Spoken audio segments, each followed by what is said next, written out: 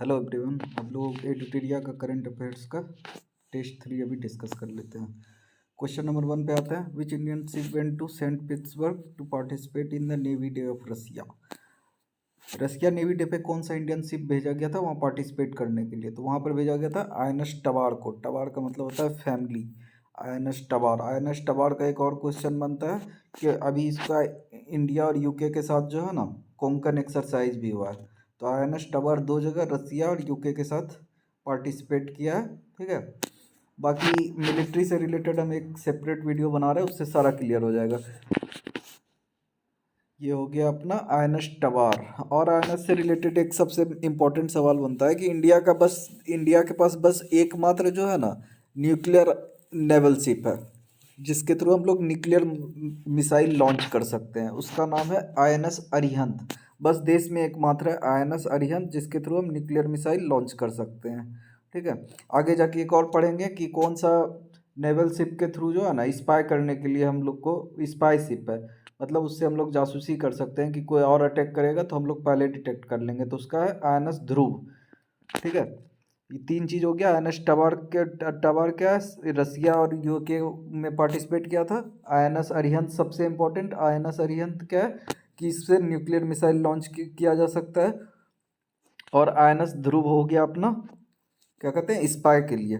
ठीक है, सेकंड पे आते हैं। फिर ये पानी से रिलेटेड है, where the Indian navy is building its largest naval base under project sea bird. सबसे बड़ा देश का जो है ना नेवल बेस, नेवी का बेस कहाँ पे बनाया जा रहा है? प्रोजेक्ट सी बर्ड के अंडर। तो ये कारवार कर्नाटका में बनाया जा रहा है। प्रोजेक्ट सी बर्ड के अंडर देश का सबसे बड़ा नेवल बेस। ठीक है, थर्ड पे आते हैं, who has become the new controller general of accounts of India. तो इसमें थोड़ा सा पहले आप कन्फ्यूजन क्लियर कर लीजिए कि सिमिलर सा सुनने में लगता है। एक तो कंट्रोलर जनरल ऑफ अकाउंट, एक होता है controller and auditor general of account CAG, और ये CGA controller general of accounts. इनका काम क्या होता है कि जितना भी स्टेट गवर्नमेंट और यूनियन गवर्नमेंट का अकाउंट होता है इसको ये लोग मेंटेन करते हैं। फिर बाद में इसी डॉक्यूमेंट को भेज दिया जाता है कैग के पास, कंट्रोलर एंड ऑडिटर जनरल के पास। फिर वो अपना रिपोर्ट बनाते हैं। तो ये सरकार के आदमी होते हैं कंट्रोलर जनरल ऑफ अकाउंट्स। तो ये अभी है कंट्रोलर जनरल ऑफ अकाउंट दीपक दास। इसका प्रोविजन आर्टिकल 150 के अंडर है। आर्टिकल 150 में है क्या कि प्रेसिडेंट ऑफ इंडिया अपने कंट्रोलर एंड ऑडिटर जनरल जो कि अभी गिरीश चंद्र मुर्मू जी है उनके साथ मिल के डिसाइड करेंगे कि अकाउंट का बुक को हमको कैसे मेंटेन करना है। ठीक है, और ये मेंटेन करने का काम कौन करते हैं? कंट्रोलर जनरल ऑफ अकाउंट्स जो कि अभी दीपक दास है। और ऑप्शन ए जो अपना गिरीश चंद्र मुर्मू क्या है, वो controller and auditor general. CAG का बेसिकली काम होता है क्या कि जो भी अकाउंट का फाइल आएगा हम उसको ऑडिट करेंगे, और ये अकाउंट का फाइल बनाने का काम करते हैं कंट्रोलर जनरल ऑफ अकाउंट। वो अभी कौन है? दीपक दास। और राजीव महर्षि क्या है? नीति आयोग से रिलेटेड है। डी ऑप्शन कुछ ऐसे ही अरमान गिरिधर, देख लीजिएगा। फोर्थ नंबर है कि ये colonel Santosh Babu who was martyred in the Galwan valley was awarded with which national award. Santosh Babu ji का निधन हो गया था, शहीद हो गए थे गलवान वैली में। इंडिया और चाइना के जो सिपाही लड़ गए थे, बिहार रेजिमेंट के हेड थे। इनको कौन सा प्राइज मिला? इसका आंसर है महावीर चक्र। महावीर चक्र से सम्मानित किया गया है। इसका भी मिलिट्री से जो अलग सेपरेट वीडियो बना रहे हैं उसमें मिलिट्री का अवार्ड में सब कवर करके एकदम क्लियर कर दिया जाएगा। फिफ्थ नंबर में है कि विच Indian ship took part in the joint exercise Konkan of India and Britain. पहले ही डिस्कशन कर चुके हैं कि आईएनएस टबार इंडिया और ब्रिटेन का कोंकण एक्सरसाइज में पार्टिसिपेट की थी। कोंकण है क्या? कोंकण जगह है, कोंकण एरिया बोलते हैं। जो महाराष्ट्र का समंदर से जुड़ा हुआ एरिया उसको कोंकण रीजन बोलते हैं। महाराष्ट्र का एक एडमिनिस्ट्रेटिव डिवीजन है। ठीक है, और कोंकण और नाम आप सुनते होंगे कोंकण रेलवे के कारण। कोंकण रेलवे कौन बना है? अपने जो देश के मेट्रो मैन है ई श्रीधरन, वहाँ से भी आप बहुत बार नाम सुने होंगे कोंकण रेलवे, कोंकण रेलवे। ठीक है, इंडिया और ब्रिटेन के बीच जो ज्वाइंट एक्सरसाइज उसको कोंकण एक्सरसाइज था, उसमें अपने इंडिया के तरफ से Indian naval ship Tabar participate की थी। और न्यूक्लियर सबमरीन कैपेसिटी वाला किसका है? न्यूक्लियर कैपेसिटी वाला अपना आईएनएस आईएनएस अरिहंत। और स्पाई जासूसी करने के लिए कौन है? आईएनएस ध्रुव। आगे बढ़ते हैं। Sixth number, with which state Ladakh has signed an agreement to make Ladakh organic farming. किस स्टेट के साथ लद्दाख ने एग्रीमेंट किया है कि लद्दाख को ऑर्गेनिक फार्मिंग स्टेट बनाया जाएगा? तो देश का एकमात्र ऑर्गेनिक स्टेट कौन है?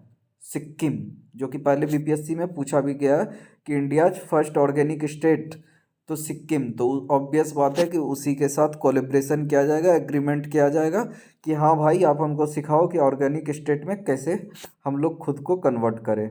तो सिक्किम के साथ एग्रीमेंट किया है लद्दाख ने ऑर्गेनिक फार्मिंग के लिए। फिर 7 नंबर पे आते हैं कि who will be the sherpa of India at the G20 summit to be held in Italy. 2021 का जो G20 समिट होगा उसमें शेरपा किसको बनाया गया है? शेरपा होता क्या है? शेरपा मेन माउंटेनियरिंग में यूज होता है कि जैसे अगर हमको पहाड़ पे चढ़ना है वहाँ एवरेस्ट पे, तो वहाँ पर शेरपा होते हैं जो कि हम लोग को रास्ता हेल्प करते हैं, हम लोग का सामान भी ढोते हैं, तो हम लोग का काम आसान करते हैं। जस्ट सेम यही कॉन्सेप्ट है कि G20 का मीटिंग होगा तो वहाँ पर अपने देश के प्रधानमंत्री मोदी जी जाएंगे, लेकिन वो कितना काम करेंगे? तो देश के हर एक देश के प्रधानमंत्री और प्रेसिडेंट अपने एक शेरपा भेज देते हैं, अपना रिप्रेजेंटेटिव, जो कि पहले ही वहाँ जाकर सारा काम करके रखते हैं, जो कि ज़्यादा टाइम वेस्ट ना हो। उसी को शेरपा बोलते हैं, शेरपा G20 समिट। और G20 ग्रुप क्या है? दुनिया के जो बड़े 19 देश हैं, 19 इकोनॉमी वाइज, और एक यूरोपियन यूनियन मिलके G20 समिट होता है। वो 21 का कहाँ हुआ था? इटली में। वहीं पर मोदी जी गए थे, फिर इटली के पास ही वेटिकन सिटी में पोप के साथ गले मिले थे, तो इसका पिक बहुत वायरल हुआ था। तो इटली में G20 का समिट 2021 में हुआ था, ये भी एक सवाल बन सकता है। 2022 में इंडोनेशिया में होगा, और 2023 में इंडिया में फर्स्ट टाइम G20 का समिट होगा।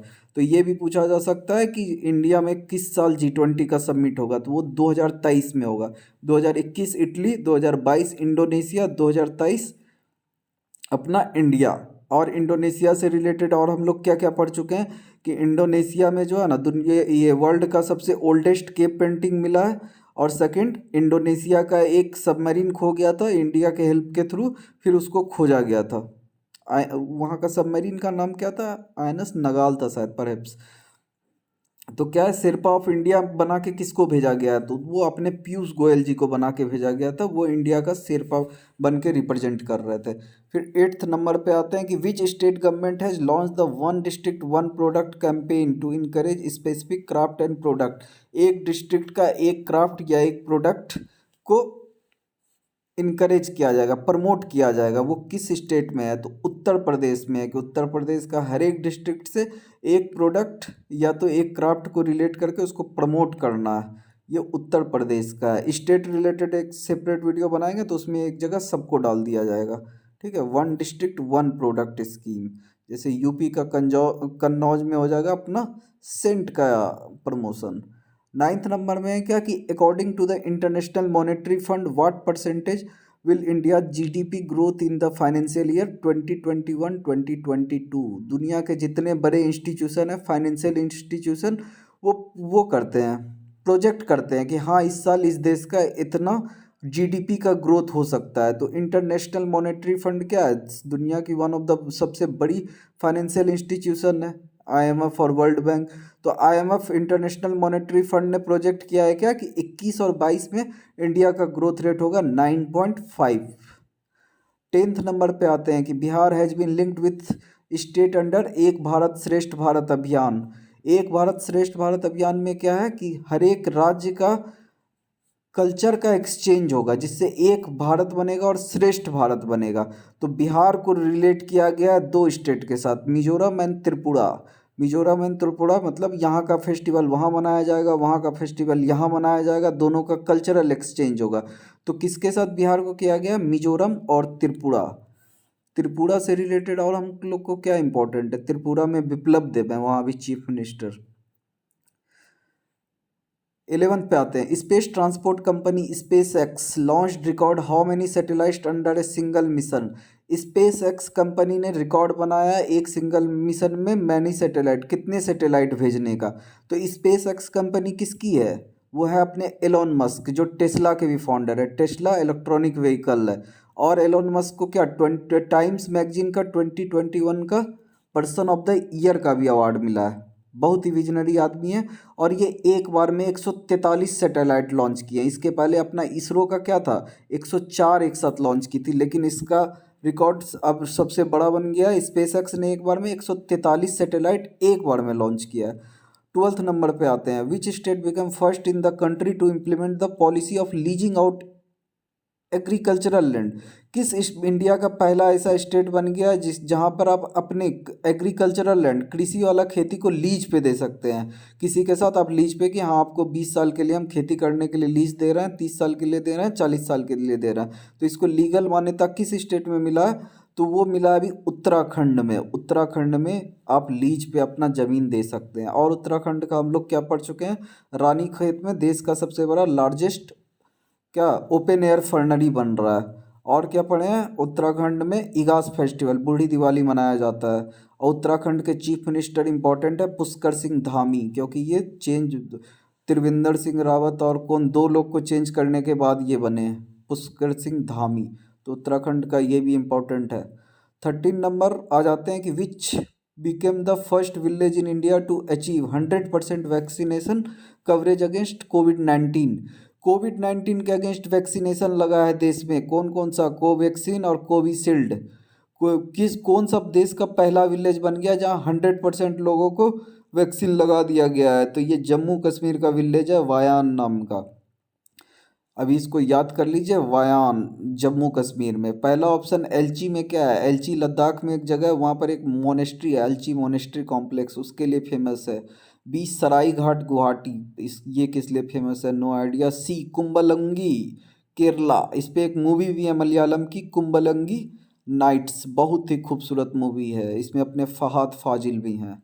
14th नंबर पे, when the target of connecting 6 lakh village of India to the internet will be the achieved.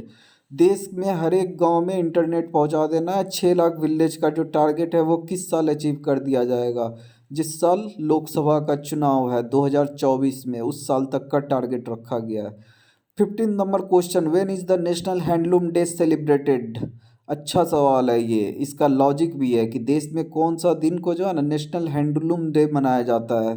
राष्ट्रीय नेशनल हैंडलूम डे तो ये मनाया जाता है 7 अगस्त को। इसका लॉजिक ये है कि 7 अगस्त को ही जो है ना स्वदेशी मूवमेंट का वो किया गया था, कलकत्ता के टाउन हॉल में अनाउंसमेंट किया गया था। स्वदेशी मूवमेंट किसके लिए था? स्वदेशी मूवमेंट 1905 में हुआ था, किसके अगेंस्ट? बंगाल विभाजन के अगेंस्ट। इसीलिए 7 अगस्त को स्वदेशी के कारण नेशनल हैंडलूम डे मनाया जाता है। तो अगर आपको नेशनल हैंडलूम डे याद करना है तो आप स्वदेशी आंदोलन किस दिन वो हुआ था घोषणा, उससे आप याद कर सकते हैं।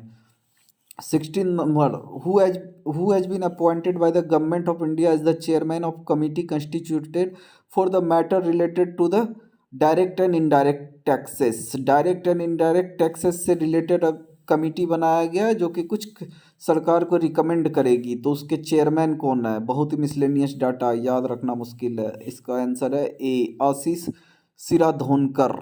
आगे बढ़िए। 17th नंबर, चंडीगढ़ की वेटरन मान कौर पास्ड अवे। मान कौर अभी चंडीगढ़ की एक वृद्धा थी, उनका देहांत हो गया, वो किससे रिलेटेड है? तो ये एथलेटिक्स से रिलेटेड है। ये बुढ़ापे में दौड़ने वाली थी, बहुत ही 93 ईयर में स्टार्ट की थी और इनका बहुत सारा रिकॉर्ड है। 100 के ऊपर उम्र वाले में दौड़ने में इनका बहुत सारा रिकॉर्ड है, मान कौर। तो इसका एथलेटिक्स हो जाएगा, एथलीट थी ये, सी। 18th number, who became the women single winner of the Australian open tennis title. तो हम लोग इसका पढ़ चुके हैं। इसका ट्रिक क्या था? N B A M R Raducanu. तो सबसे पहले ऑस्ट्रेलियन ओपन होता है, फिर उसके बाद आता है फ्रांस तो फ्रेंच ओपन, फिर विंबलडन, और उसके बाद चौथा अपना क्या होता है? US open. तो सबसे पहला अपना कौन है? ये ऑस्ट्रेलिया ओपन। तो एनबीए का पहला क्या है? एन, तो नाओमी ओसाका जो जापान की है वो जीती है ऑस्ट्रेलिया ओपन। एस बार्टी को क्या है? विंबलडन। बी, बारबरा क्रित्सिकोवा क्या है? French open. तो टेनिस का एक अलग से पूरा वीडियो है, उसमें ट्रिक के साथ है, वो याद कर लीजिएगा तो ये सब बहुत इजी सवाल हो जाएगा। उसके बाद whose autobiography is described in the recently published book unfinished. Autobiography होता है खुद से खुद का किताब लिखना अपने जीवनी के बारे में। तो अभी का हाल फिलहाल में लिखा गया अनफिनिश्ड, उसकी राइटर कौन है? तो वो है प्रियंका चोपड़ा। प्रियंका चोपड़ा ने अभी लिखी है अनफिनिश्ड। अभी मैं फिनिश नहीं हुई हूँ, अभी बहुत सारी हॉलीवुड में मूवी में काम करना है। प्रियंका चोपड़ा ने लिखा है unfinished book. 20th number, which state goat the best W award in the 72nd Republic day celebration of India. Republic day में हर एक राज्य का झांकी निकलता है। डब्ल्यू मतलब होता है झांकी, हर एक राज्य का नहीं, जो राज्य सेंट्रल गवर्नमेंट सेलेक्ट करती है। इस अभी विवाद भी हो रहा है कि केरला और वेस्ट बंगाल बोल रही है कि हम लोग का डब्ल्यू सिलेक्ट क्यों नहीं किया गया है। तो पिछले साल 72nd रिपब्लिक डे में सबसे बेस्ट झांकी का अवार्ड मिला था उत्तर प्रदेश को। उन्होंने पूरा अयोध्या राम मंदिर का पूरा झांकी बनाया था, तो उसको बेस्ट, सबसे बेस्ट झांकी का उत्तर प्रदेश को मिला था। 21st पे आते हैं कि किसके birth anniversary, on whose birth anniversary the ministry of culture has announced to celebrate Parakram Diwas. 23 जनवरी को पराक्रम दिवस मनाया जाएगा। क्वेश्चन रिपीट होने लग गया है। पराक्रम दिवस होता है सुभाष चंद्र बोस के देहांत के दिन पे। बंगाल में इलेक्शन था तो पराक्रम दिवस 23 जनवरी सुभाष चंद्र बोस के देहांत दिवस को पराक्रम दिवस के नाम से मनाया जाएगा। 22nd, government of India is constructing 850 megawatt capacity Ratle hydro electric project. Ratle hydro electric project किस रिवर पे बनाया जा रहा है, तो वो चेनाब पे बनाया जा रहा है। ये सब इंडस रिवर सिस्टम का पार्ट है। 5 रिवर है, झेलम, चेनाब, रावी, ब्यास, सतलज, तो चेनाब पे ये बन रहा है। आगे बढ़ते हैं। 23rd, who has become the new cooperation minister of the government of India. इसका आंसर अमित शाह है, तो इसका एक बार कंफर्म कर लेते हैं। इसका अमित शाह। हाँ, कॉपरेशन मिनिस्टर में क्या है कि बहुत सारा ministry, ministry of home ministry, ministry of defence ministry, ministry of ये मिनिस्ट्री, तो सबके बीच में कॉपरेशन होना चाहिए, सद्भावना होना चाहिए, फाइल अटकना नहीं चाहिए, तेज काम होना चाहिए। तो इसके लिए एक अलग मिनिस्ट्री बनाया गया है, कॉपरेशन मिनिस्ट्री, और उसके हेड कौन करते हैं, अमित शाह जी, जो कि अपने होम मिनिस्टर भी हैं। 24th पे आते हैं कि in which country did external affairs minister S Jaishankar unveil the statue of Mahatma Gandhi in July. External affairs minister अपने कौन है, एस जयशंकर। अभी उन्होंने स्टेच्यू ऑफ महात्मा गांधी कहाँ पर अनवेल किया, मतलब वहाँ पर लोकार्पण किया है, तो ये जॉर्जिया में किया गया है। जॉर्जिया की कैपिटल क्या है, तबिलिसी। तबिलिसी को क्या था, यूनेस्को ने वर्ल्ड बुक कैपिटल 2021 का भी अवार्ड दिया है। तो जॉर्जिया का एक ये चीज़ हम लोग पढ़ चुके हैं, वर्ल्ड बुक कैपिटल। हाँ, फिर 25th पे आते हैं। Who has become the first female prime minister of Estonia. इसका आंसर है D, Kaza class. Kaza class. इसका सी तो आप छांट ही सकते थे, चंद्रिका कुमार तुंगा तो हो नहीं सकते हैं, कि हो नहीं सकती है, ये तो श्रीलंका से रिलेटेड है। श्रीलंका के से रिलेटेड आप कैसे जान सकते हैं। एक बहुत बड़े क्रिकेटर थे अर्जुन रणतुंगा, जिसके कैप्टनशिप में श्रीलंका 1996 का वर्ल्ड कप भी जीती थी। तो रणतुंगा तो ये सी तो श्रीलंका की तो एस्टोनिया की हो नहीं सकती है। काजा क्लास इसका आंसर है। और ऑप्शन ए जो है कष्टी ये वहाँ की प्रेसिडेंट रह चुकी हैं, लेकिन पहली फीमेल प्राइम मिनिस्टर कौन है, काजा क्लास। एक बार देख लीजिएगा, बहुत कम एज की है, 46 ईयर की है, 50 के नीचे की है। यूरोपियन कंट्री है, नॉर्वे, स्वीडन, फिनलैंड, एस्टोनिया, वहाँ सब बहुत बहुत इक्वलिटी है, वुमेन बहुत आगे निकल चुकी है। इंडिया को वहाँ तक पहुँचने में भी 100 साल लगेगा। 26 पे आते हैं। In which book did Anamika get Sahitya Akademi award national language. Repetition हो गया। साहित्य अकादमी अवार्ड अनामिका को किस बुक के लिए मिला है, तो ऑप्शन बी, टोकरी में दिगंत मेरी कथा, बी। ये हो गया हिंदी लैंग्वेज के लिए। इंग्लिश लैंग्वेज के लिए हम लोग क्या पढ़े थे, अरुंधति सुब्रमण्यम, उनको कौन सा किताब के लिए मिला, when God is a traveller. 27th पे आते हैं। With which country did India conduct the Dustlik two exercise. Dustlik two exercise किसके साथ किया गया, मिलिट्री का एक्सरसाइज का एक अलग वीडियो बनेगा। डस्टलिक एक्सरसाइज किया गया है 27 का बी, ये किया गया उज्बेकिस्तान के लिए। एक अलग वीडियो बनेगा, उसमें पूरा क्लियर हो जाएगा। अगर कुछ लॉजिक या ट्रिक बनेगा तो बना दिया जाएगा। What is the rank of India in the global peace index 2021। Global peace index, हर एक चीज़ का इंडेक्स में नंबर याद करना बहुत मुश्किल है। ग्लोबल पीस इंडेक्स में ऐसे 135वां रैंक है। देखते हैं, अगर होगा तो इसका भी एक कुछ लॉजिक से बनाया जाएगा। 29th, India's first nuclear missile and weapon tracking ship. हम लोग इसका चर्चा कर चुके हैं कि वेपन ट्रैकिंग शिप मतलब वही जासूसी करना, पूरा उसमें रडार सिस्टम रहेगा। कोई और देश से अगर न्यूक्लियर मिसाइल आएगा तो हम लोग पहले ही उसको पता कर लेंगे कि अच्छा वहाँ से शिप आ रहा है, तो वो INS ध्रुव है। INS ध्रुव इंडिया का पहला न्यूक्लियर मिशन और वेपन ट्रैकिंग सिस्टम, ट्रैक करेंगे दूसरे कंट्री से कोई आए नहीं। 30th number, sea breaker missile is the 5th generation missile of which country. Sea breaker missile जो है ना, इजराइल की कंपनी है राफेल करके, राफेल कंपनी है कुछ करके, उसने ही अपना मिसाइल लॉन्च किया है, सी ब्रेकर मिसाइल। सी ब्रेकर मिसाइल में होगा क्या कि ज़मीन और पानी पर रह के आप किसी भी नेवल शिप को डिस्ट्रॉय कर सकते हैं। सेम यही काम अपना ब्रह्मोस भी करती है, ब्रह्मोस जो मिसाइल होती है। तो सी ब्रेकर मिसाइल किस कंट्री की है? इजराइल की। फिर है who has become the 69th chess grand master. 69, अभी देश में टोटल 73 चेस ग्रैंड मास्टर बन गए। 69 जो है ना अपने पुणे के हर्षित राजा हैं। तो जो चेस में बहुत इंटरेस्ट रखते हैं उनके लिए याद करना आसान होगा, नहीं तो फिर ये तो बहुत टफ क्वेश्चन हो जाएगा। इसे 69th हर्षित राजा है। 32nd, in which country hurricane Ida caused havoc recently. Hurricane America में बहुत आता है, हरिकेन ईडा अमेरिका से रिलेटेड है। 33, who became the chief minister of Uttarakhand for one day on the occasion of national girl child day. National girl child day के शुभ अवसर पर किनको एक दिन का उत्तराखंड का चीफ मिनिस्टर बनाया गया था? तो सृष्टि गोस्वामी, ऑप्शन ए सृष्टि गोस्वामी को बनाया गया था एक दिन के लिए चीफ मिनिस्टर, नायक मूवी की तरह। बी ऑप्शन हो नहीं सकता है, अवनी लखेरा। अवनी लखेरा अपनी टोक्यो पैरालंपिक्स से रिलेटेड है। टोक्यो पैरालंपिक्स में ये शूटिंग से थी और क्या कहते हैं क्लोजिंग सेरेमनी की फ्लैग बियरर भी थी। और क्या हम लोग टोटल मेडल कितने जीते थे? 19, 586, 5 + 8 + 6, 5 गोल्ड, 8 सिल्वर, 6 ब्रॉन्ज मेडल। और अपना रैंकिंग क्या था? 24th। और क्या था इसमें, और हम लोग क्या पढ़े थे कि उसका, हाँ उसका मैस्कोट का क्या था? सोमिटी नाम से था, मैस्कोट सोमिटी। और ओपनिंग सेरेमनी में फ्लैग बियरर कौन थे? टेकचंद। और बिहार से रिलेटेड दो कौन सवाल बनेगा? प्रमोद भगत बैडमिंटन में जीते थे गोल्ड मेडल, वो किस डिस्ट्रिक्ट से हैं? तो वैशाली। और शरद कुमार वो हाई जंप में जीते थे, तो वो कौन से डिस्ट्रिक्ट के हैं? मुजफ्फरपुर। और मुजफ्फरपुर की अपनी अनामिका भी है जिनको साहित्य अकेडमी पुरस्कार मिला है। आगे बढ़ते हैं। 34, the government of India has removed the department of public enterprises from the ministry of industries and kept under which ministry? Department of public enterprises जो अपने पीएसयू सब हैं उनका एक डिपार्टमेंट था, डिपार्टमेंट ऑफ पब्लिक इंटरप्राइजेज। वो पहले ministry of industries के अंदर आती थी, लेकिन अब उनको वहाँ से हटा के किस मिनिस्ट्री में डाल दिया गया है? तो इनको अब डाल दिया गया है निर्मला सीतारमन जी के अंदर। निर्मला सीतारमन क्या है? Ministry of finance. Ministry of finance अपनी कौन है? निर्मला सीतारमन। उनके अंडर डाल दिया गया डिपार्टमेंट ऑफ पब्लिक इंटरप्राइजेज। इसका लॉजिक भी है कि अब पीएसयू में अपना गवर्नमेंट स्टेक कम कर रही है, अब सबको प्राइवेट करने जा रही है, तो मिनिस्ट्री ऑफ फाइनेंस के अंदर आएगा तो ईजी होगा सब चीज़ करना।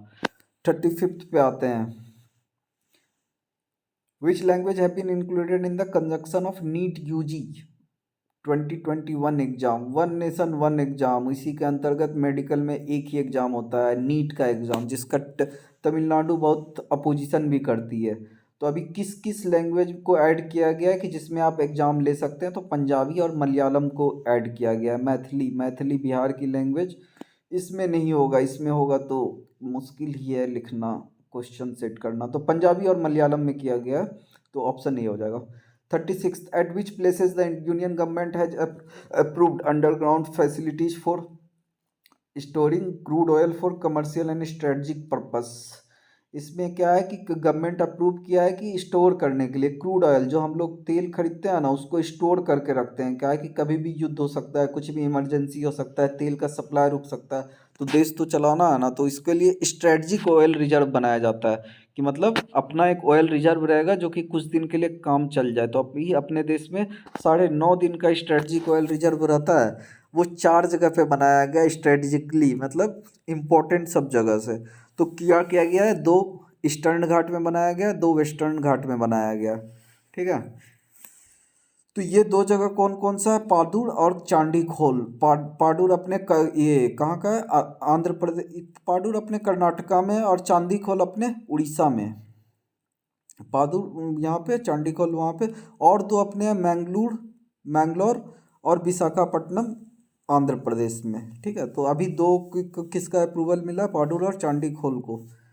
36 के बाद इसमें जोधपुर हो नहीं सकता है, राजस्थान में, पाकिस्तान के नज़दीक है, तो युद्ध सबके केस में तो इसको तुरंत अटैक करना ईजी होगा ना, तो जोधपुर को तो आप हटा भी सकते थे।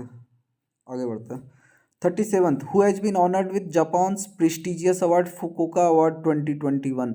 फुकुओका अवार्ड जापान की है, 3 अवार्ड दिया जाता है। एक तो ग्रैंड प्राइज जो सबसे मेन प्राइज है, एक एजुकेशन से रिलेटेड मिलता है और एक आर्ट एंड लिटरेचर से। तो उसका जो मेन ग्रैंड प्राइज है ना वो मिला पी साईनाथ को। पी साईनाथ कौन है? अपने इंडिया के रूरल रूरल मतलब एग्रीकल्चर मतलब कि गांव देहात से रिलेटेड बहुत बड़े राइटर हैं, बहुत बड़े राइटर हैं P Sainath.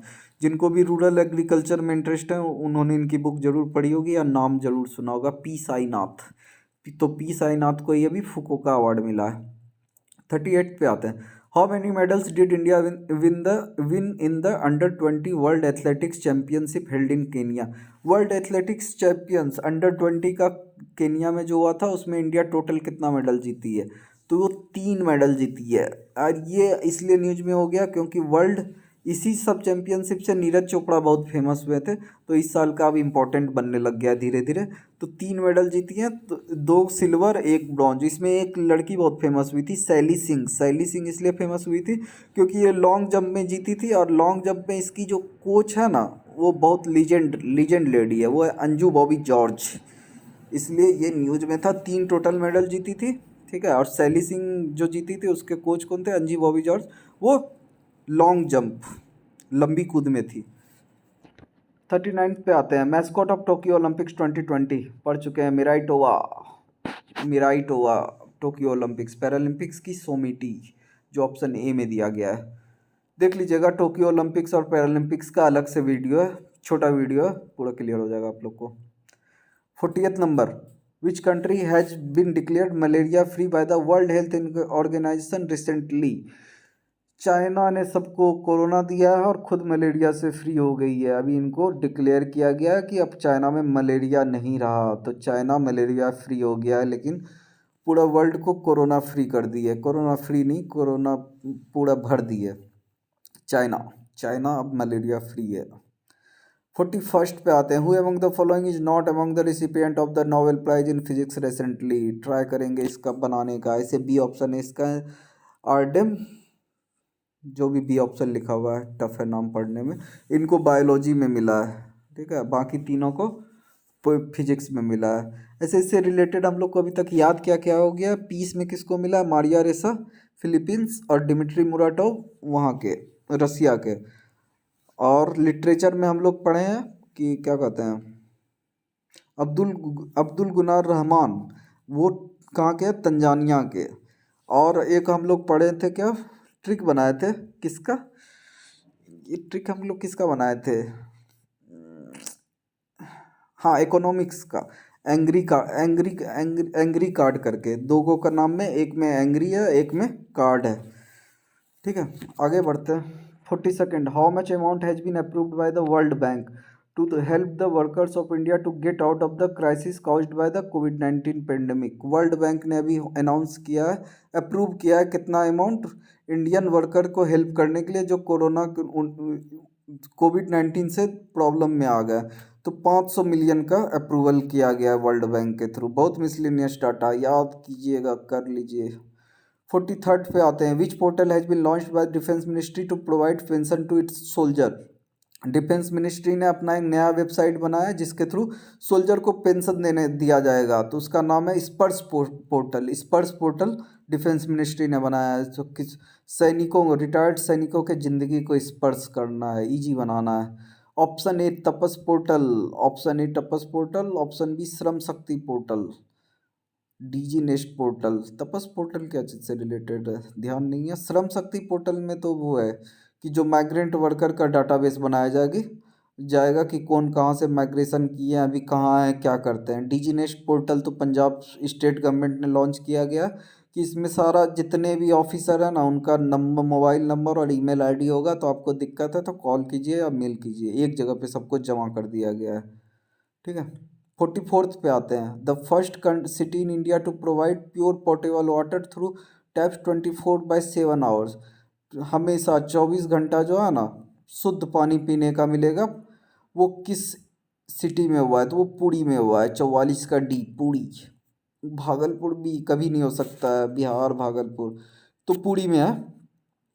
Who was the ambassador of India to Afghanistan at the time of Taliban attack? जब तालिबान कब्जा किया अफगानिस्तान पे उस समय इंडिया के एम्बेसडर वहाँ पे कौन थे? तो रुदेंद्र टंडन थे।